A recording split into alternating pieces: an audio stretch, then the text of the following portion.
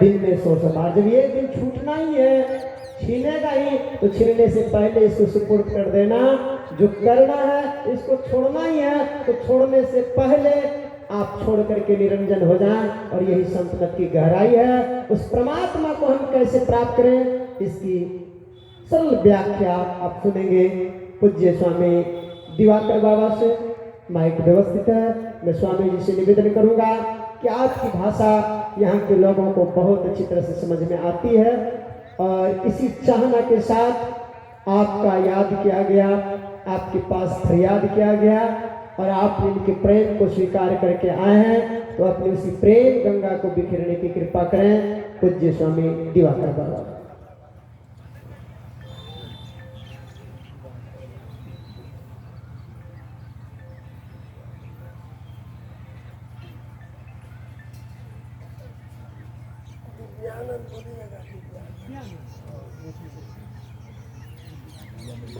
क्षमा करेंगे क्योंकि हम लोग अपनी जो बोलचाल की भाषा में सुनता है, दिव्यानंद बाबा का नाम दिव्यानंद रखा गया है, और शुद्ध नाम दिव्यानंद बाबा के नाम से आप लोग जानते हैं। हम लोग क्योंकि बचपन से रहे तो दिवाकर बाबा बोलते थे, और वही मेरे नाम में स्मरण में रह गया। तो अब हम लोग पूज्यपाद स्वामी दिव्यानंद बाबा को सुनते हैं। बड़े ही सरल स्वभाव के व्याख्यान देते हैं, और घर ग्राम को, परिवार की उदाहरण को देते हुए शास्त्रों का समावेश करते हैं। श्री सद्गुरु महाराज की जय।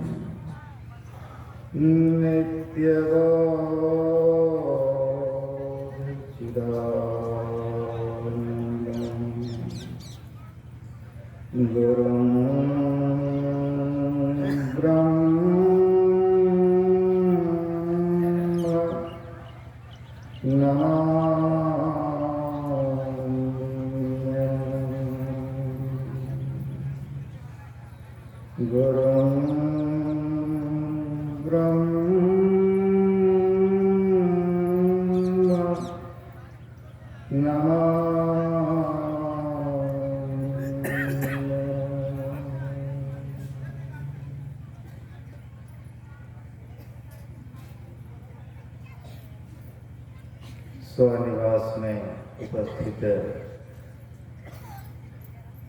पूज्यपाद महर्षि वेदानंद जी महाराज के श्री चरणों में कोटिशा नमन। मंचस्थ वंदनीय साधु समाज, धर्म क्षेत्र सत्संग स्थल में उपस्थित सम्मानीय गुरुजन, बंधुजन,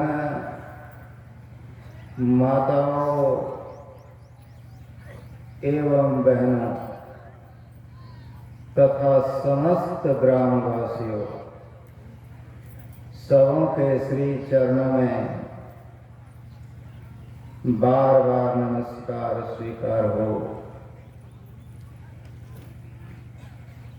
आप लोग दूर दराज से इस अधिवेशन में भाग लेने के लिए पधारे हुए हैं। आज और कल 2 दिन आप लोग सत्संग का लाभ लेंगे। आज प्रथम पाली का सत्संग प्रारंभ है और अभी का जो विषय है बड़ा गंभीर और गूढ़तम विषय है और इस विषय को वही अच्छी तरह समझ सकते हैं जिनको साइंस का ज्ञान है।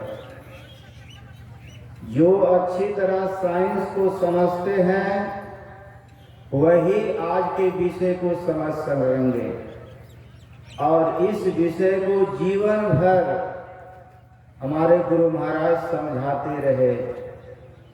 कहीं भी आप गुरु महाराज का प्रवचन पढ़ेंगे उसमें इस विषय का समायोजन देखेंगे आप। और गुरु महाराज ने इस विषय को यानी ईश्वर स्वरूप को मेटा साइंस का, मेटा साइंस, मेटा प्रीफिक्स है जिसका अर्थ होता है बियॉन्ड, यानी साइंस के परे का विज्ञान। साइंस को अगर हम समझते हैं तभी तो हम मेटा साइंस को समझ सकेंगे और नहीं तो थोड़ी कठिनाई होगी। आर्ट तो सब समझ जाते हैं लेकिन साइंस बहुत कम लोग समझ पाते हैं। और साइंस में मेटा साइंस यानी विज्ञान के परे का विज्ञान। अब विज्ञान के परे का विज्ञान है ईश्वर स्वरूप। इसको हम कैसे समझेंगे? तो हम लोग अच्छी तरह जानते हैं कि ईश्वर का 2 रूप होता है। एक को सगुण साकार कहते हैं और दूसरे को निर्गुण निराकार कहते हैं। सगुण साकार जो है, सगुण साकार का मतलब है जिस आकार जिसमें हो, आकार जब होगा तो रूप होना ही है और रूप होगा तो हाथ पैर मुंह माथा होगा ही। यह रूप समय समय पर अवतरित होते हैं। गीता में पढ़ेंगे यदा यदा ही धर्मस्य ग्लानिर्भवति भारत अभ्युत्थानमधर्मस्य तदात्मानं सृजाम्यहम् परित्राणाय साधूनां विनाशाय च दुष्कृतां धर्म संस्थापनार्थाय संभवामि युगे युगे। जब जैसी जरूरत होती है तब तैसा रूप में धारण करके जब तक उनको काम करना रहता है काम करके पुनः अपने धाम में चले जाओ। और रामायण को पढ़ेंगे, रामचरितमानस को, उसमें दिखाया गया है जब जब हो ही धर्म के हानि बाढ़ अधम असुर अभिमानी करहि अनीति जाय नहीं बरणी सीध ही प्रधेनु सुर धरणी तब तब धरि प्रभु विविध शरीरा हर ही कृपा निधि सज्जन पीरा असुर मारि था पहि सुरन राखहि निज सुति सेत जग विस्तार ही विशद जस राम जन्म कर हेत। कभी वो परमात्मा राम बन करके आते हैं, कभी वे कृष्ण बन करके आते हैं, कभी वे विष्णु बन करके आते हैं, कभी वे नरसिंह बन करके आते हैं, कभी वे कच्छप बन करके आते हैं, कभी वे वराह बन करके आते हैं, कभी वे मतलब काली दुर्गा आदि बन करके आते हैं। कहने का मतलब है वही परमात्मा सब रूप में आते हैं, लेकिन हम लोग उस परमात्मा को जान नहीं पाते। यह सगुण साकार रूप है और उसके स्वरूप को अगर जानेंगे, स्वरूप की रोज हम लोग पाठ करते हैं सदमला स्तुति के स्तुति में कि जो परम तत्व आदि अंत रहित असीम अजन्मा अगोचर सर्वव्यापक और सर्वव्यापकता के भी परे हैं, उसे ही सर्वेश्वर सर्वाधार मानना चाहिए। कहने का मतलब है यहाँ परम तत्व शब्द का प्रयोग किया गया है। और विज्ञान में आप पढ़ेंगे आप तत्व की परिभाषा। तत्व की परिभाषा क्या है? जो वह शुद्धतम पदार्थ जो किसी भी ज्ञात भौतिक या रासायनिक विधियों के द्वारा दो या दो से अधिक भिन्न गुणों वाले पदार्थ तत्वों में परिवर्तित नहीं किया जाए, बदला नहीं जाए, और न ही किसी ज्ञात भौतिक विधियों के द्वारा उसे बनाया ही जाए, तत्व कहलाता है। और तत्वों की संख्या कितनी है? आप लोग विज्ञान में पढ़ेंगे तत्वों की संख्या पहले थी 108, अब बढ़ गई है, 2-3 तत्व बढ़ गए हैं, अर्थात 111 तत्व हैं, जिसमें ज्यादा तो नहीं लूंगा मैं, जिसमें जो है लोहा एक है, चांदी है, सोना है, यह तत्व है।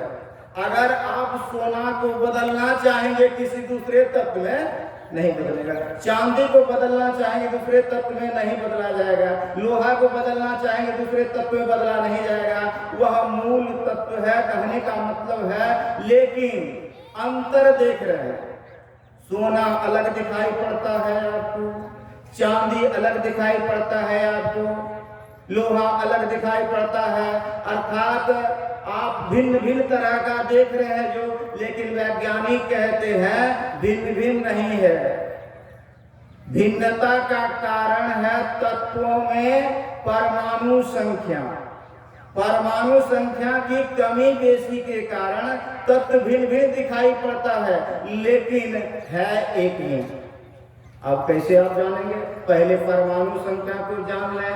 किसी भी तत्व के नाभिक में उपस्थित प्रोटॉन की संख्या को परमाणु संख्या कहते हैं।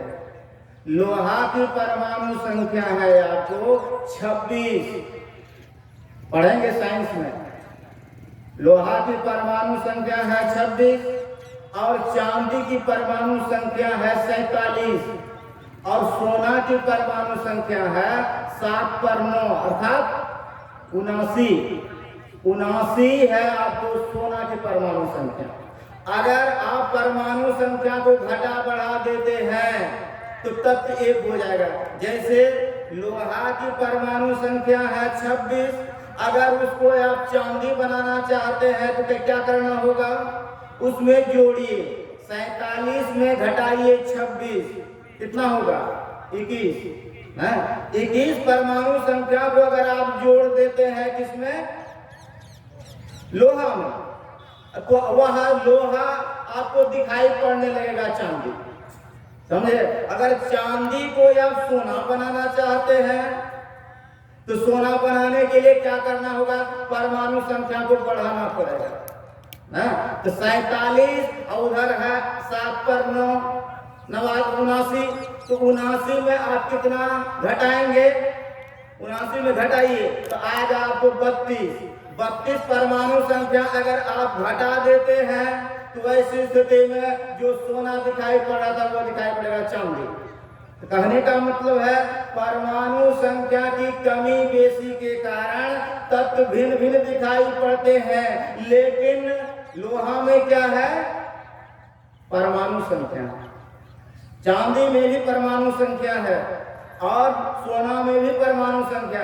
तो परमाणु संख्या में है, मूल में क्या? मूल में है विद्युत। विद्युत की कमी बेसी के कारण भिन्न भिन्न तत्व तो दिखाई पड़ते हैं, लेकिन मूल में क्या है?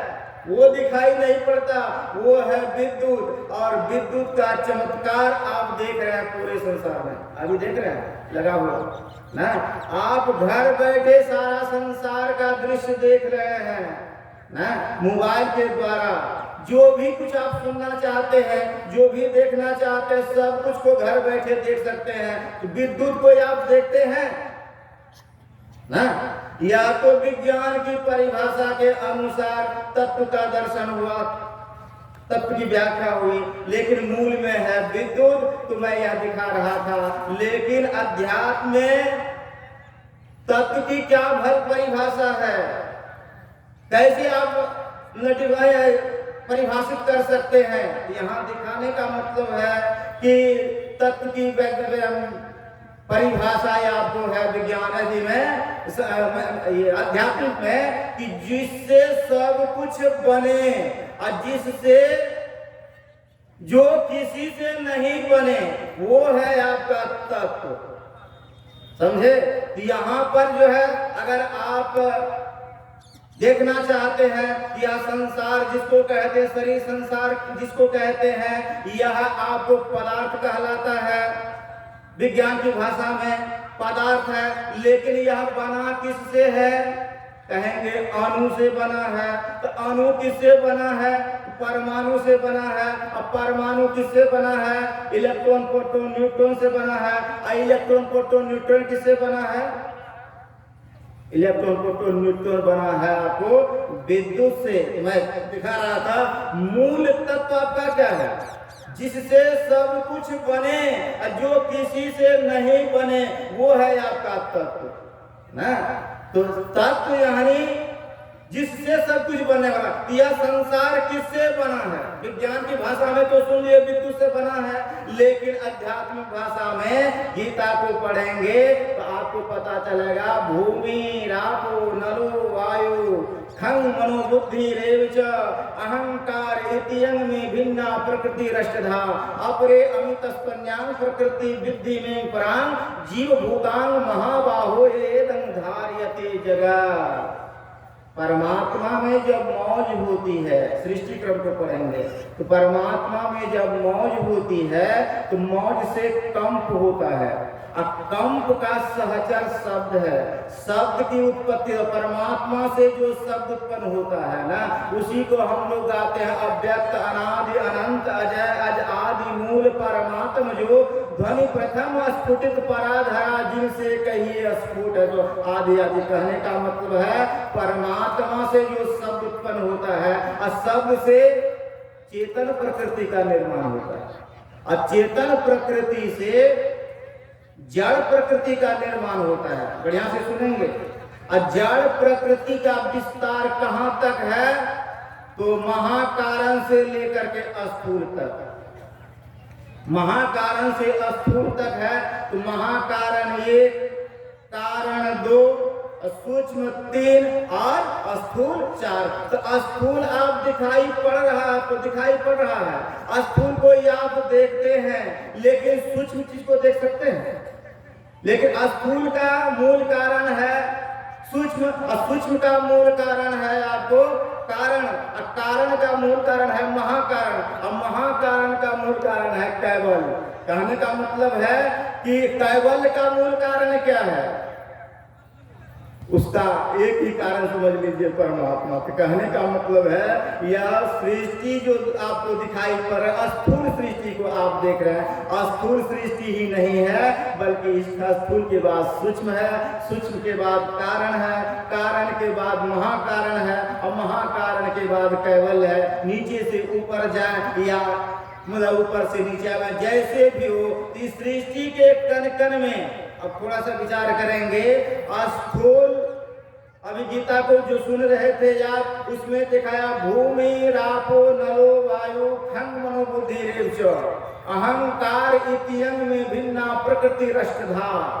प्रकृति दो तरह की होती है, एक अपरा प्रकृति होती है और दूसरा परा प्रकृति है, प्रकृति होती है। परा प्रकृति और अपरा प्रकृति को ही जड़ प्रकृति कहते हैं। तो यहाँ पर दिखाया गया है मिट्टी, जल, अग्नि, हवा, आकाश, कि 5 तत्व के बारे में भी तो सुन रहे थे, लेकिन इन 5 तत्वों का आकाश तत्व सूक्ष्मता की ओर जाएंगे। यहाँ पर दिखाया मिट्टी से सूक्ष्म होता है जल, जल से सूक्ष्म होता है मतलब अग्नि, अग्नि से सूक्ष्म होता है हवा, हवा से भी सूक्ष्म होता है क्या? आकाश। आकाश, आकाश किसको कहा? जो सब कुछ को अवकाश दे और जिससे सब कुछ बने, वही है आकाश।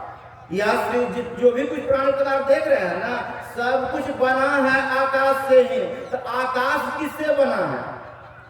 आकाश बना है मन तत्व से, और मन तत्व बना है बुद्धि तत्व से, और बुद्धि तत्व बना है अहंकार तत्व से। यहाँ लेकर के इधर 5 और उधर 3, मिट्टी, जल, अग्नि, हवा, आकाश, और रहा मन, बुद्धि, अहंकार। इसको हम अष्टधा प्रकृति कहते हैं, यानी अष्टधा प्रकृति यानी जड़ प्रकृति कहते हैं। और जड़ प्रकृति का निर्माण होता है चेतन प्रकृति से। जीव रूपा चेतन प्रकृति जो है उससे, वह चेतन प्रकृति का निर्माण होता है परमात्मा से। तो मैं दिखा रहा था तत्व के दृष्टिकोण से। तत्व कौन है? परम तत्व शब्द का प्रयोग किया गया। परम तत्व यानी परमात्मा। परमात्मा से ही सब कुछ का निर्माण हुआ है। निर्माण, उससे एक तिल भी खाली नहीं है। साधारण बुद्धि में काम नहीं, समझ में नहीं आती बात, लेकिन आप एक उदाहरण ले लीजिए, सबसे बढ़िया उदाहरण। हम लोग कपड़ा पहनते हैं ना, कपड़ा को आप देख रहे हैं, लेकिन कपड़ा को अगर आप बढ़िया से देखेंगे तो कपड़ा बना है किससे? धागा से। अगर धागा को आप निकाल लेते हैं, कपड़ा का अपना अस्तित्व कुछ भी नहीं है। और धागा जो बना है किससे? रुई से। रुई को अगर आप निकाल लेंगे ना, रुई को, तो धागा खत्म हो जाएगा। अब रुई बनी है रेशा से।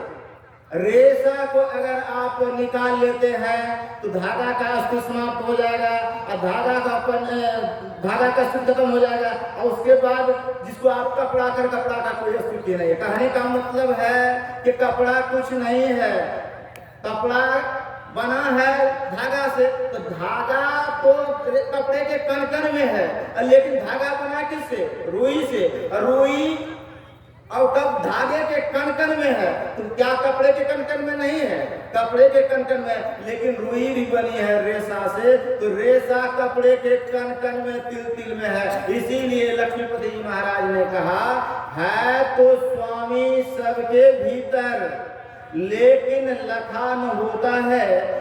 जैसे रंग रहे मेहंदी में, वैसे मालूम होता है।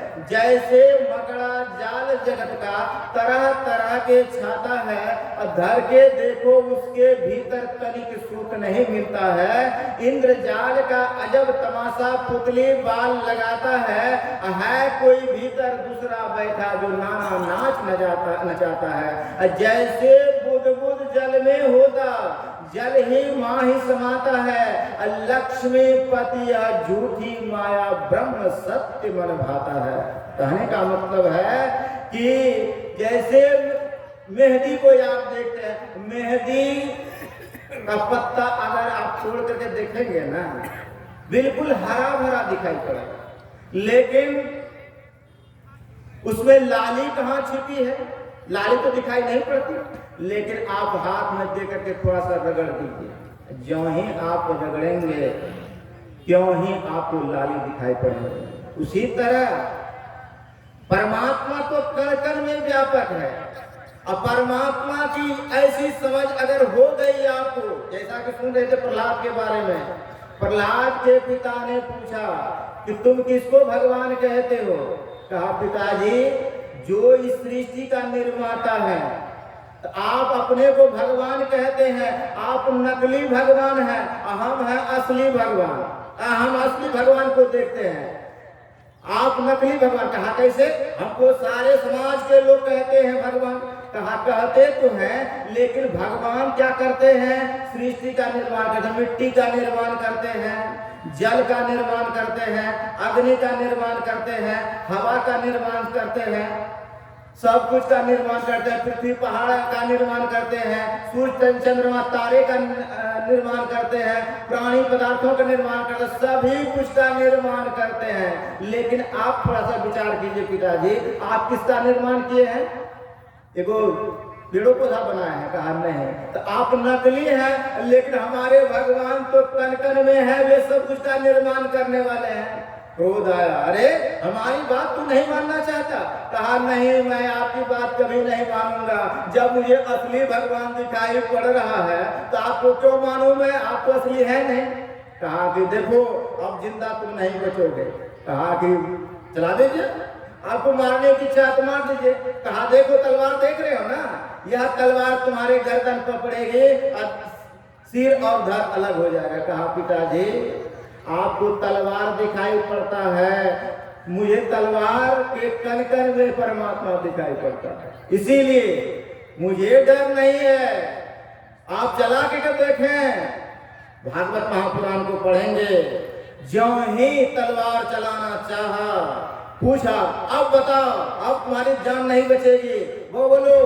कहा कि हम में जिस पर आप तलवार चलाएंगे हम में परमात्मा है, और पिताजी आप में, हम में, तुम में, खड़ग और खम्भ में, इन सभी में मेरा भगवान दिखाई पड़ रहा है। कहा को मुझे तो सिखाने के लिए चले हो? कहा कि चला के दे। ज्यों ही चलाना चाहा देखेंगे पहले घोर अंधकार हुआ, उसके बाद इतना शब्द गुंजायमान हुआ कि वह प्रहलाद का पिता हिरण्यकशिपु थर-थर कांपने लगा।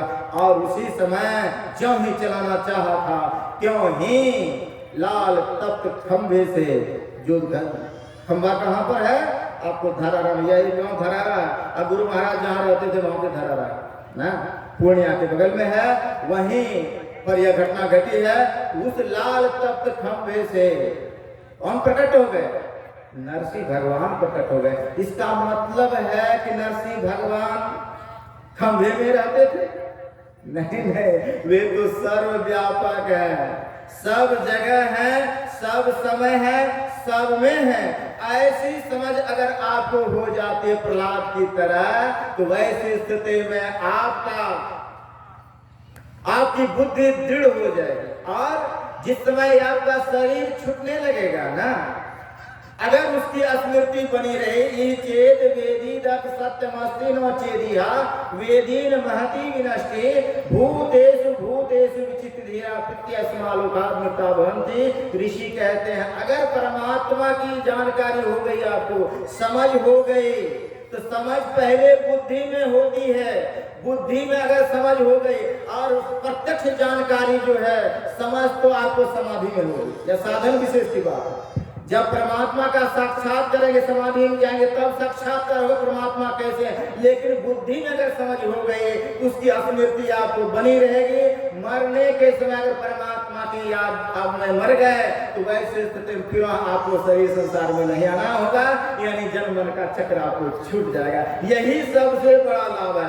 और परमात्मा की बुद्धि में समझ हो गई ना, तब सब रूप में किनको देखेंगे? परमात्मा को ही देखेंगे। तो देवी देवता एक शक्ति है परमात्मा की, तो देवी देवता की शक्ति आपको दिखाई पड़ेगी, उसमें देखेंगे परमात्मा सब में है। कहने का मतलब है यह निर्गुण निराकार रूप है परमात्मा का। थोड़ा समझना कठिन है। अगर बुद्धि में समझ, बार बार सत्संग करते करते, करी सत्संग, बार बार सत्संग करेंगे तो आपकी बुद्धि परिमार्जित होगी, और बुद्धि में परमात्मा की समझ हो गई, आपका जन्म मरण का चक्र सदा के लिए छूट जाएगा, आवागमन मिट जाएगा, और आप सदा के लिए सुख शांति को प्राप्त करेंगे। बोलिए प्रेम से श्री सद्गुरु महाराज की जय।